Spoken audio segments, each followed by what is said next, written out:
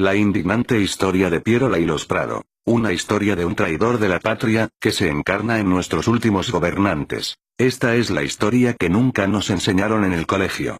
Por conveniencia de los gobiernos traidores, corruptos y vendepatrias. Durante el gobierno de Prado, se corría un estribillo que decía, este jabón lava, pero nunca sacará la mancha. Y todo aquel que lo decía o escribía terminaba en la cárcel. No olvidemos nuestra historia, peruanos. El rol de Nicolás de Pierola en la historia del Perú. Seguramente Nicolás de Pierola debe ser uno de los personajes que más daño ha causado al Perú. Y sin embargo, a través del tiempo, se le ha rendido pleitesía y hasta la principal avenida de Lima lleva su nombre. En las escuelas y colegios del país nunca se narró la historia verdadera de este político que le tocó ser una figura preponderante en los funestos años de la Guerra del Pacífico.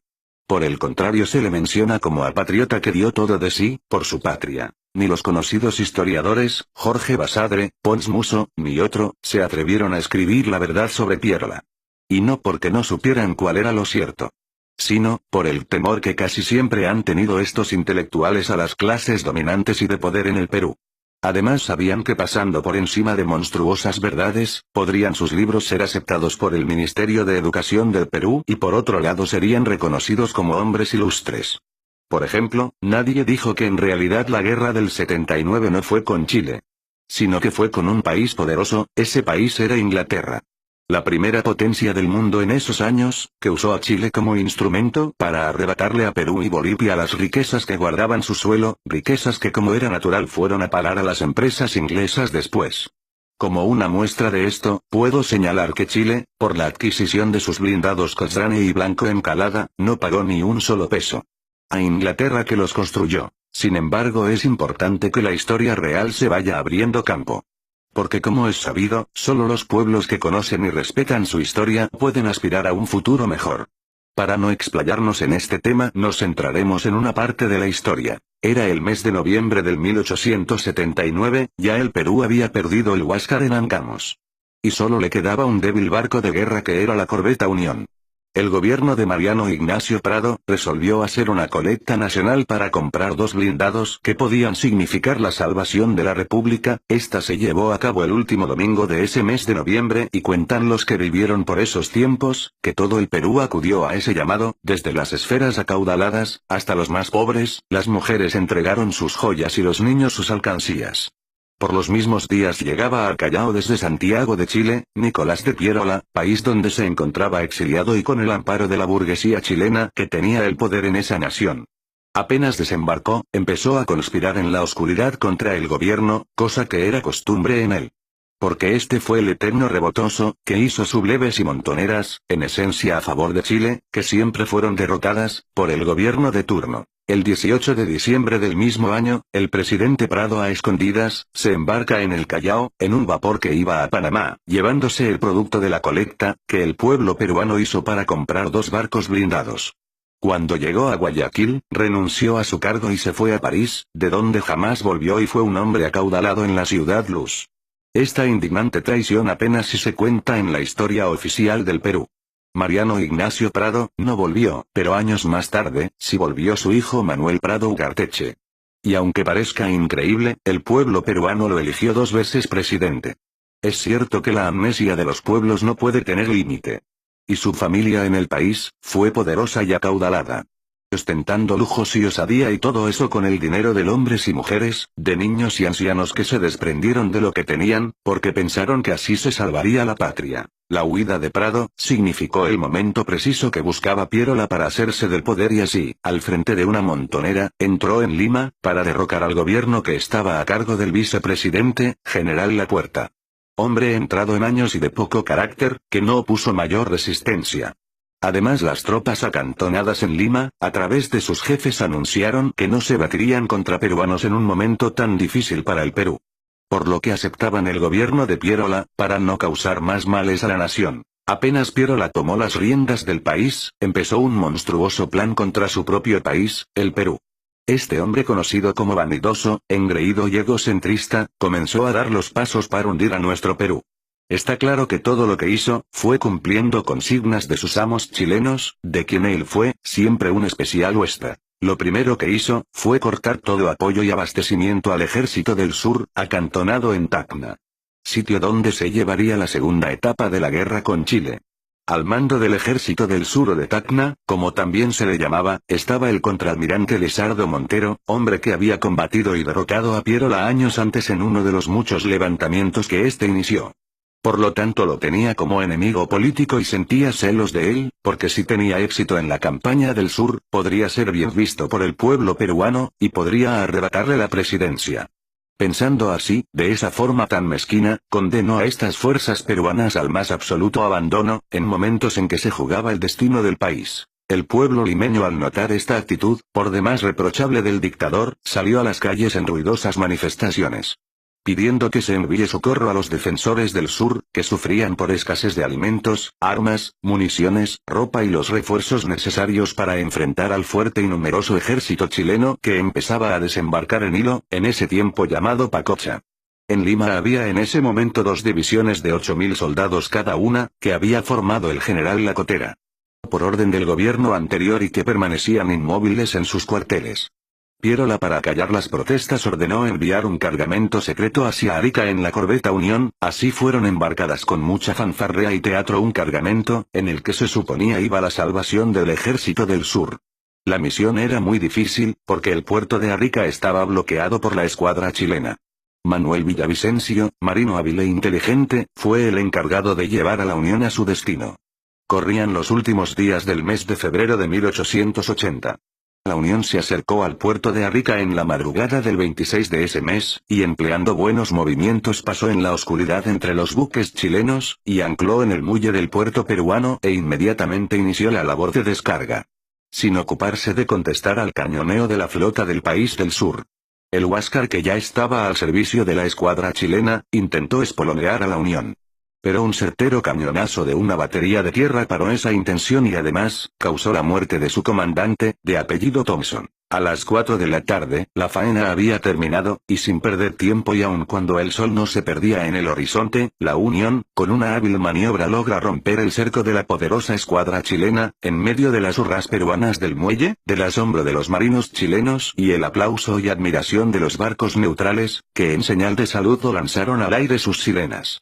La Unión llegó al Callao, sana y salva. Pasada la euforía, los peruanos en Arica comenzaron a desempacar el cargamento que vino en cajas cerradas, y se dieron con la triste sorpresa de que solo les habían enviado montones de tela blanca y 2 ametralladoras malogradas e inservibles. Pierola se había burlado de ellos y del pueblo peruano en la forma más cruel que se le pudo ocurrir. Este hecho, que había levantado la moral peruana en un principio, significó un terrible golpe al ánimo de los defensores del Perú. Respecto a esto, el historiador chileno Vicuña Maquena dice: este hecho trajo desazón en los espíritus entre la oficialidad y tropas peruanas. Ahora sabían los peruanos del ejército del sur, que estaban abandonados a su suerte y que no recibirían nada de su propio gobierno. Pierola estaba cumpliendo su cometido: facilitar la derrota del Perú. En este escenario, se dio la batalla de Tacna, o del Alto de la Alianza.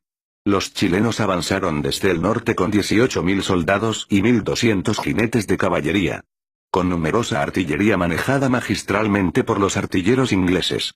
Los peruanos, que estaban aliados con Bolivia, opusieron 6.500 peruanos y 3.000 bolivianos. Sin caballería y con 12 piezas de artillería. El llamado ejército de Arequipa, que había salido de Arequipa hacía 2 meses antes, al mando del coronel Leiva, con 2.000 soldados, para unirse al ejército de Tacna, jamás llegó. Avanzó tan lentamente que el día 26 de mayo, día de la batalla, se encontraba en Mirave, a 130 kilómetros de Tacna, de donde regresó a Arequipa. Naturalmente este mal coronel no llegó a su destino por órdenes de Pierola, que era su amigo y coterráneo. Ambos eran de Arequipa. A pesar de la tremenda diferencia de fuerzas, el encuentro fue horriblemente parejo, sobresaliendo el batallón Cepita al mando de Cáceres. Y por el lado boliviano, los colorados hicieron honor a su fama de aguerridos. Ante el tremendo empuje de valor y coraje aliado, el chileno empezó a retroceder, y parecía que la victoria sería aliada. Los batallones chilenos retrocedían y estaban a punto de entrar en pánico, a pesar de que los oficiales de ese ejército sableaban a los que daban la espalda. Sobre este momento, Vicuña Maquena escribe: los batallones chilenos retrocedían, y parecía que iban a entrar en pánico. En ese momento la suerte de Chile pendía de un hilo. Y lo que decía este historiador era cierto. Porque Chile había invertido todo lo que tenía en esta batalla, y si la perdía, simplemente perdía la guerra. Porque les hubiera sido imposible volver a formar otro ejército. Pero fue en esas circunstancias que se detuvo el avance peruano. Lo que había sucedido era, que se habían agotado las municiones.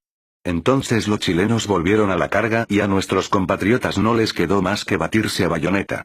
Se perdió la batalla de Tacna, y con ello la oportunidad de salvar a la nación. Todo por la traición, de un cucufato que se creía a Dios, que servía al enemigo, Chile.